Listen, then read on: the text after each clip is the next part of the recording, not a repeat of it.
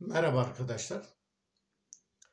Felsefe tarihinde Tanrı'nın varlığı geçmişten bu yana değişik tartışmalara konu olmuştur.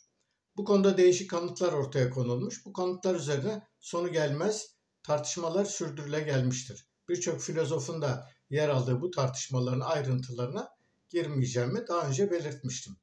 Ben burada klasik felsefi tartışmaları değil, günümüzün güncel sorunları ile ilgili insanın evrimi, dilin ortaya çıkışı, bilincin ortaya çıkışı gibi konuları ve bunlarla ilgili bir takım konuları ele almaya çalışıyorum. Fakat bugün bir istisna yaparak Tanrı'nın varlığına yönelik kanıtlardan düzenlilik ve amaçlılık kanıtını ele almak istiyorum. Bu kanıtın dışında değişik başka kanıtlar da var. Örneğin ontolojik yani varlık bilimsel kanıtta Tanrı'nın yetkinliğinden ve mükemmelliğinden yola çıkılır.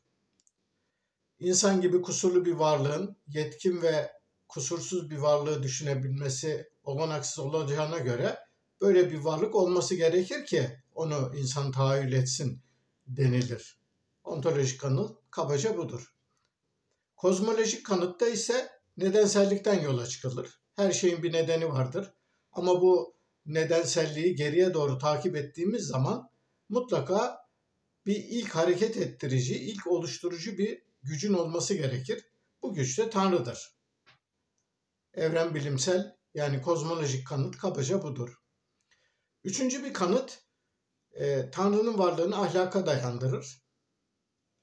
Eğer mutlak ve yüce bir güç olmasaydı insanlar her zaman her yerde her şeyi yapmayı kendilerine hak görürlerdi. Oysa ki böyle bir durum olmuyor. İnsanlar genellikle kendilerini sınırlıyorlar ve ahlak diye bir olay var. Dolayısıyla böylesi bir yüce ve mutlak güç olmasaydı insanları sınırlayabilen böylesi bir düşünce ortaya çıkmazdı denilerek buradan Tanrı'nın varlığının ortaya konulmaya çalışılıyor. Bir diğer kanıt da dünyadaki değişik mekanizmaların işleyişindeki kusursuzluk ve incelikten hareket ederek amaç ve düzenlilik kanıtıdır. Bu kanıta teleolojik argüman da dendiği oluyor. Ben erekselci yaklaşıma bağlı olarak bu kanıt üzerinde bu videoda durmak istiyorum. Çünkü bu video ile ilgili bir takım güncel tartışmaların benim ele aldığım konularla doğrudan ilgisi var. Erekselci yaklaşıma dayanan saatçi kuramının ilk derli toplu ortaya konan kişi William Paley. 17. yüzyılın sonunda İngiltere'de yaşamış bu din bilimci yani ilahiyatçı şöyle bir kurgulama ve kanıtlama ortaya koyuyor. Issız doğada yürürken ayağınızı sert bir cisme çarptığınızda durup bakarsınız. Eğer yerde bir taş görürseniz kazayla taşa çarptım der, yürür geçersiniz. Fakat ayağınızı çarptığınız büyükçe bir saatse şaşırırsınız, eğilip saati alırsınız, sağına soluna bakarsınız, sonra kapağını açarsınız. Kapağını açtığınız zaman içinde bir sürü çark, zemberek, vidalardan ve karmaşık düzeneklerin olduğu ve bunların tıkır tıkır işlediğini görürsünüz. O zaman da şöyle dersiniz, o zaman bunu bir tasarlayan ve yaratan biri olmuş olmalı. Yoksa bu kadar şey kendiliğinden bir araya gelmezdi. Demek ki evrendeki, dünyadaki düzenlilik ve mekanizmaların işleyişinin de bir yüce yaratıcısı ve tasarımcısının olması gerekir. Bu görüş felsefi alanda değişik tartışmalara neden oldu. Birçok filozof buna yönelik eleştirilerini yaptılar. Bunlardan birisi David Hume'dur. David Hume'un yaptığı eleştiriler aslında derli topludur. Fakat ben bunun da ayrıntılarına girmeden kısaca Hume'un ortaya koyduğu temel eleştirileri birkaç kelimeyle söz etmek istiyorum. Bir kere Hume şunu diyor, bu diyor bir analojiye yani benzerliğe dayanıyor ama bu benzerlik çok yüzeysel ve kaba olduğu için pek bir açıklama gücü yok. Yani saat gibi basit bir örnek ve onun tasarımcısından hareketle onunla hiçbir ilgisi olmayan evrenin ve dünyanın yapısı ve düzenliliğini karşılaştırmak olacak iş değil. Hume'un değindiği ikinci bir özellik, benim daha önce eksik tümevarım ya da tümevarım hatası dediğim argümana dayanıyor. Hume şöyle diyor. Diyor ki tek ve sınırlı bir örnekten genel bir sonuç çıkarmak tümevarım hatasına örnektir.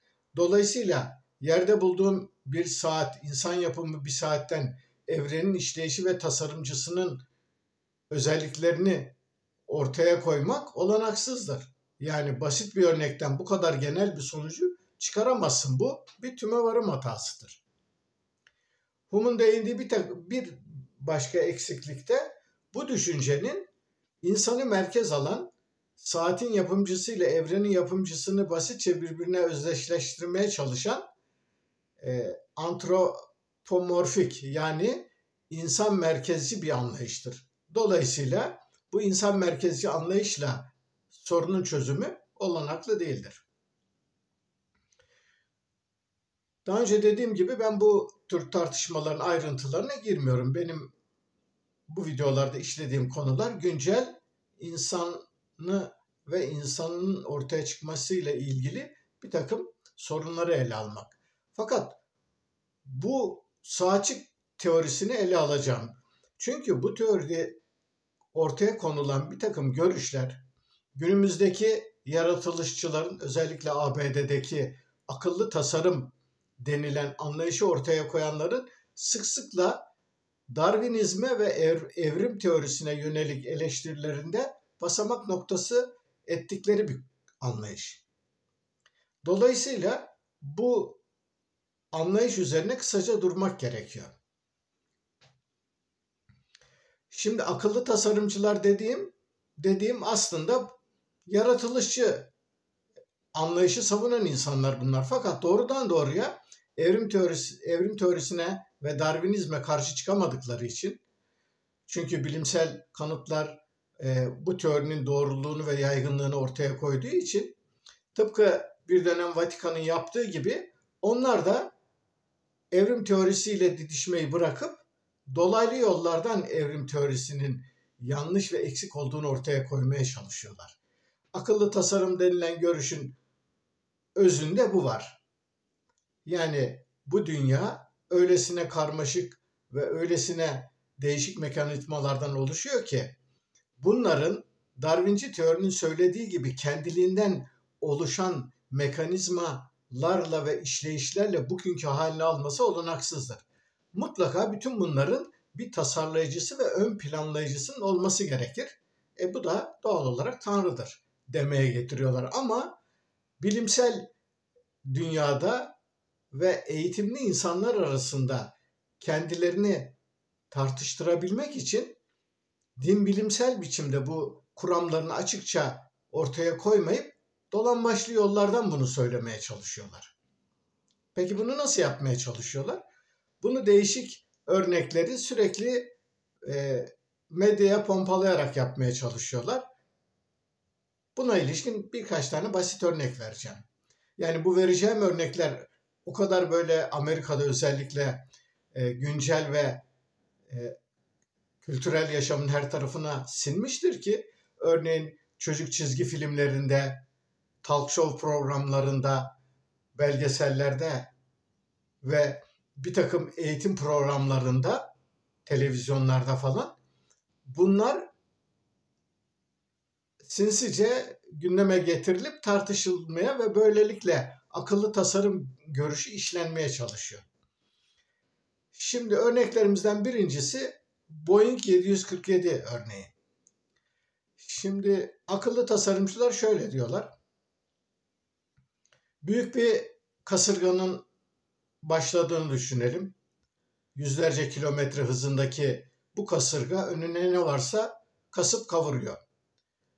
Ve bir yerde çok büyük ama devasa boyutlarda bir hurdalık düşünelim. Bu hurdalıkta on binlerce kullanılmış teknolojik aletin hurdalarının bulunduğunu düşünelim. Bu kasırga bu hurdalığa geldiğinde ortalık bir anda ana baba gününe döner. Müthiş bir kaos ortaya çıkar. Şimdi bu kaostan bu kadar karmaşık aletin, hurdanın, teknolojik döküntünün içinden bu kasırganın büyük şiddetiyle kendiliğinden Boeing 747 tipi gelişmiş bir yolcu uçağını yaratmasının olasılığı nedir?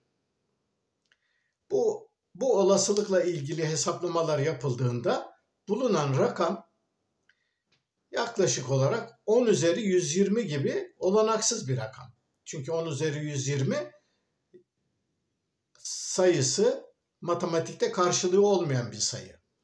Bu sayının büyüklüğünü anlayabilmeniz için evrenin büyüklüğünü ve evrendeki atomların sayısına ilişkin yaklaşık tahminleri kısaca koyayım.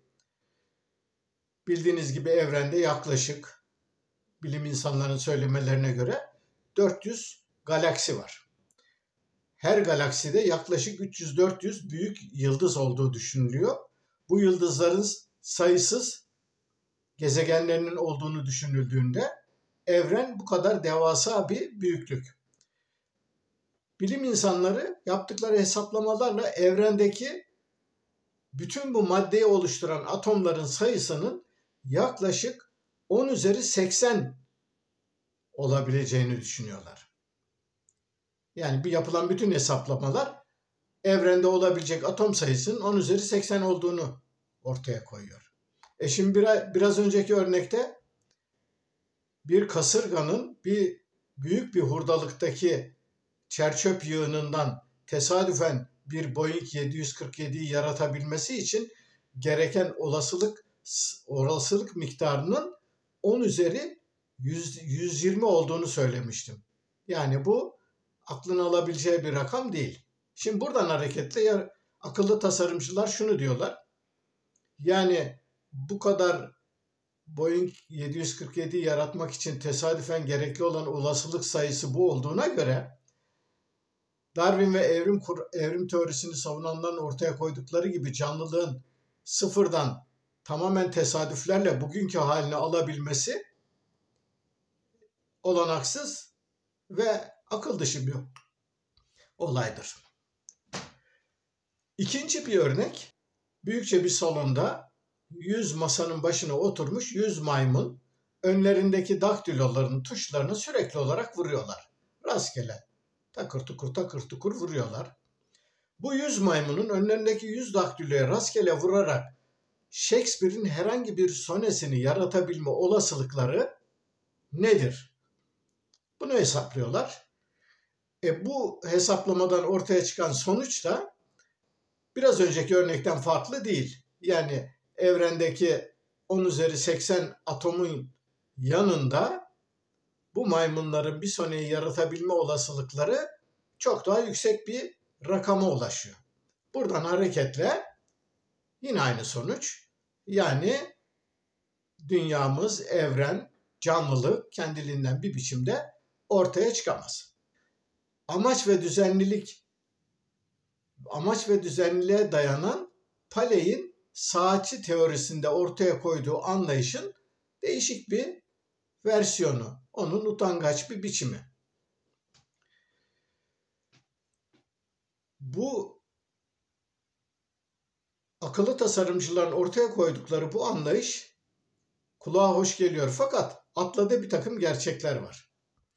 Birincisi, evrim, doğa, işleyişi sırasında hiçbir zaman önüne daha önce yapılmış, denenmiş, ortaya konmuş bir tasarımın aynısını yeniden yaratma gibi bir görev koyamaz. Çünkü evrimin işleyişinde böylesi bir bilinçlilik, ereklilik ve sonuç gözetme diye bir şey yoktur. Evrimin işleyişi fiziğin,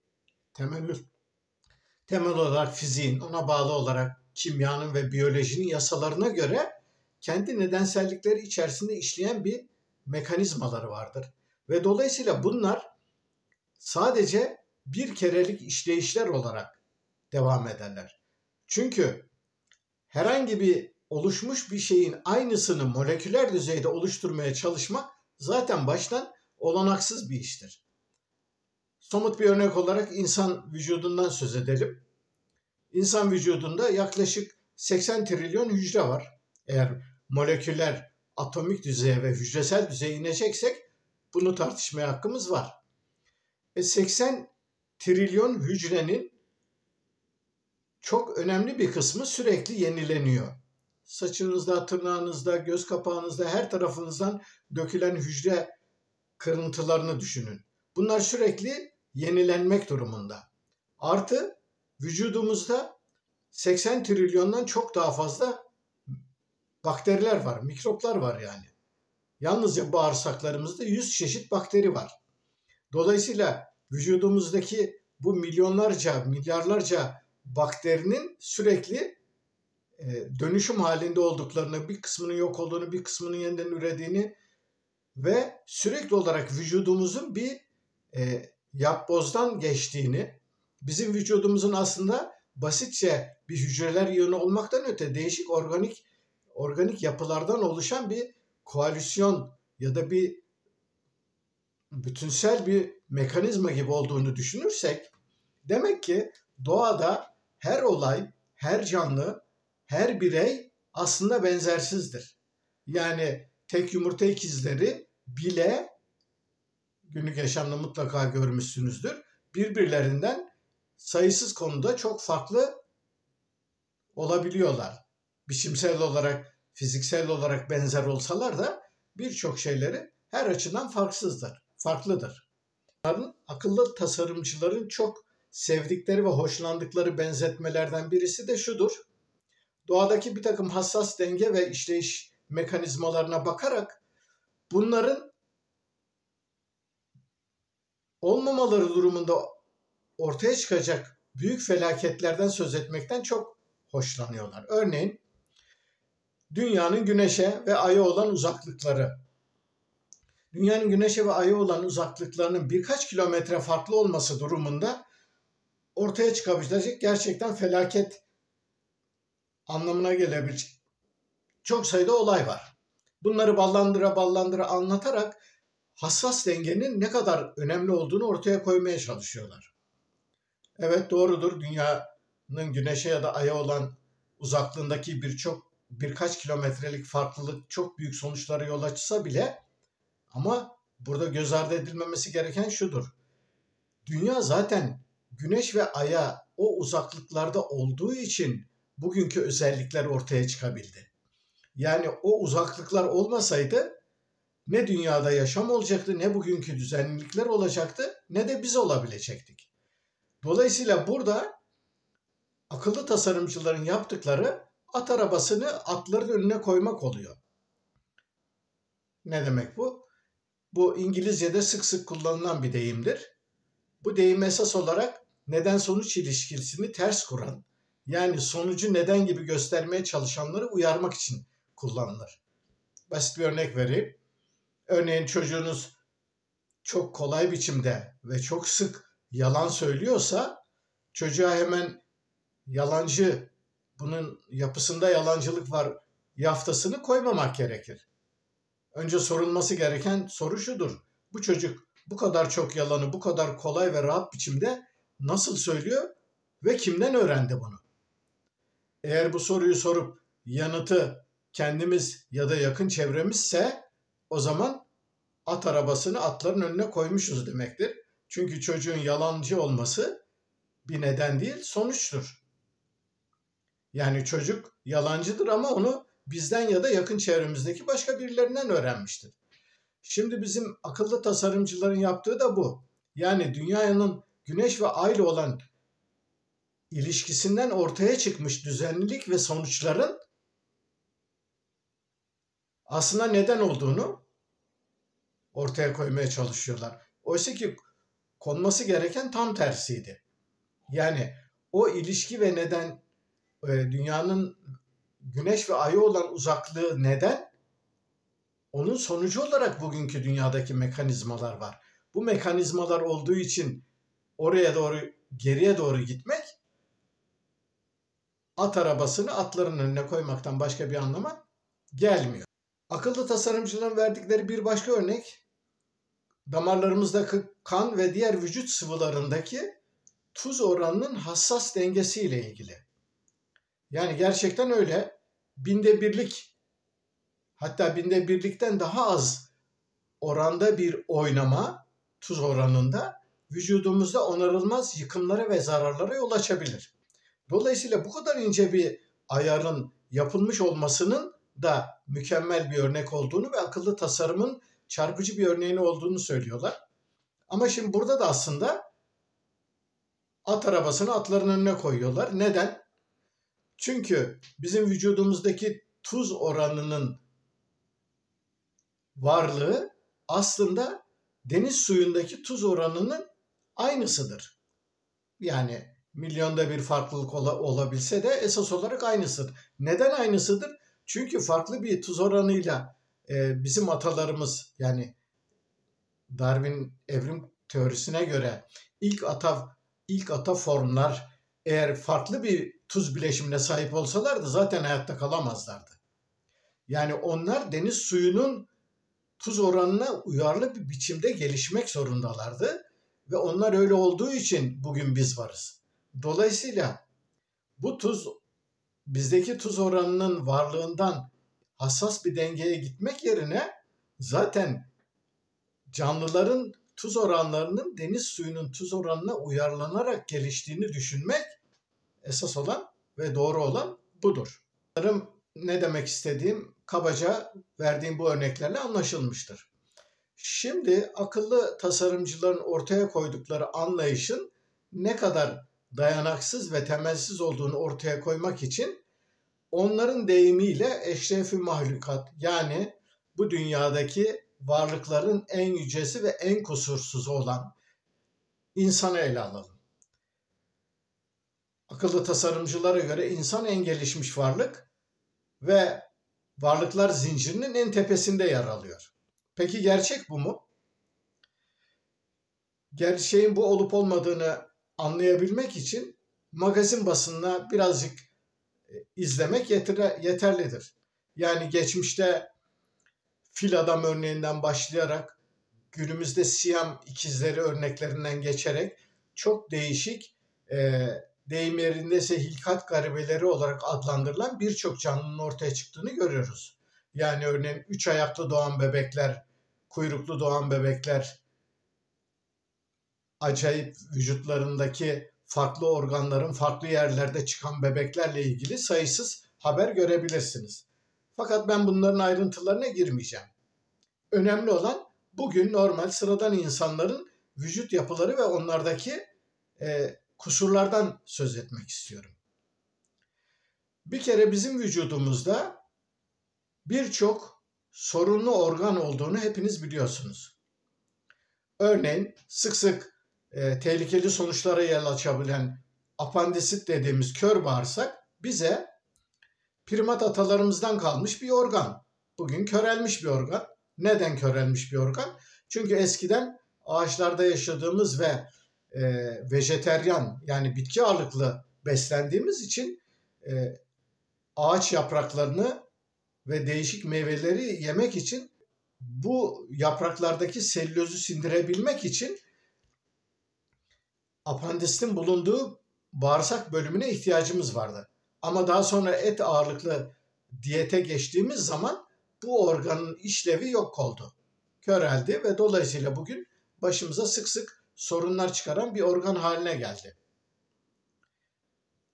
Bir başka bizim artık kullanılmayan ve işimize yaramayan organ baldır kaslarımızda bulunuyor.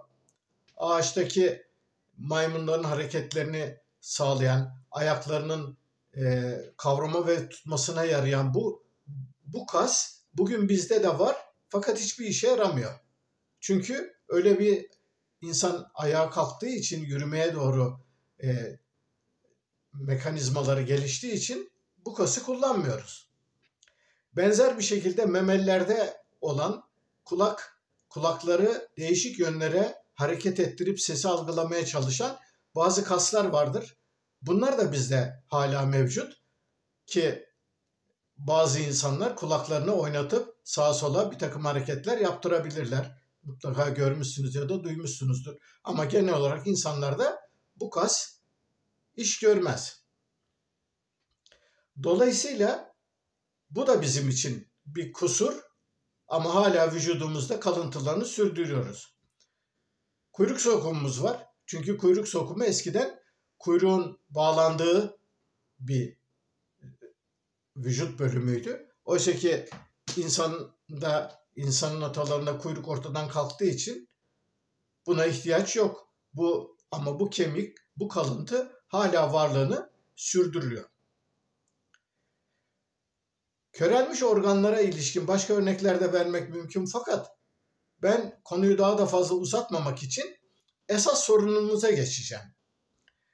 Hayvan besleyenler ya da hayvan besleyen yakınlığı olanlar şunu çok iyi bileceklerdir. Örneğin bir kediniz ya da köpeğiniz var. İşte ayda bir gidiyorsunuz, 3-5 kilo kuru mama alıyorsunuz. Kedinize ya da köpeğinize düzenli olarak bu kuru mamayı veriyorsanız, aşırı vermediğiniz sürece hayvan gayet sağlıklı bir şekilde hayatını devam ettirebilir.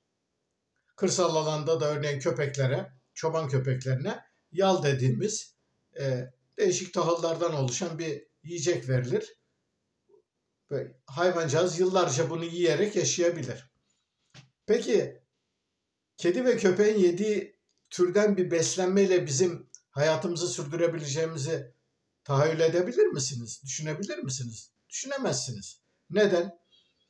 Bizim değişik vitaminler almamız gerekir, omega almamız gerekir, magnezyum almamız gerekir, çinko almamız gerekir, selenyum almamız gerekir, değişik farklı karbonhidratlar ve protein çeşitleri almamız gerekir. Neden?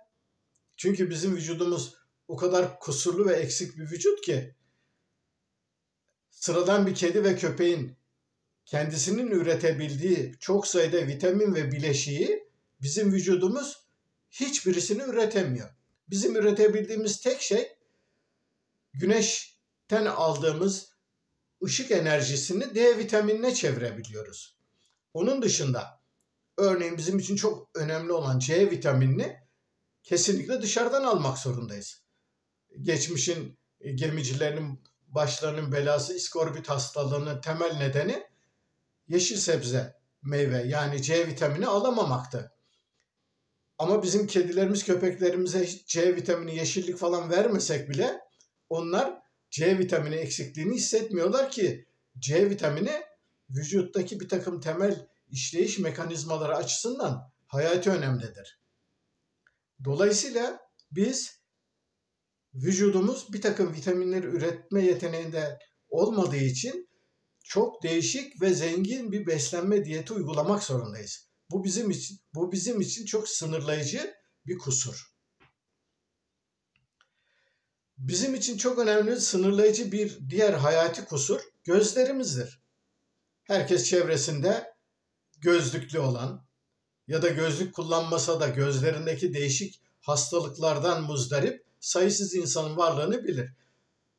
Çin'de örneğin miyopi oranı yaklaşık %70'miş.